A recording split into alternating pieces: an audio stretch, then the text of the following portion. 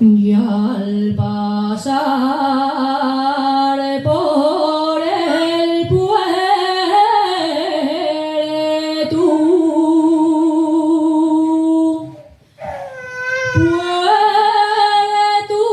Pañares, me encontré con un viejo dando vaques.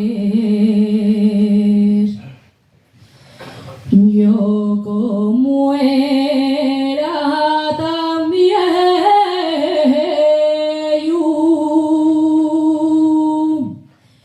le pregunté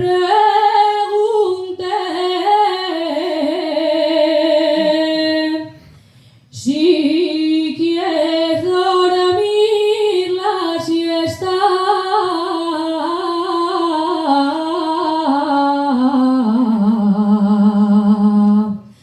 Yo indaré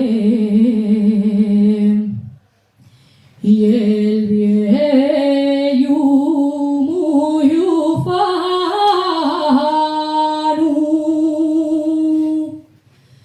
me contestó: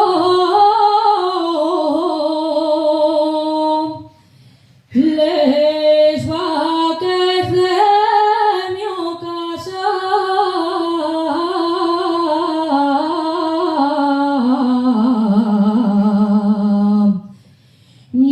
yíndoles yo. Molinera, molinera, qué descolorida estás.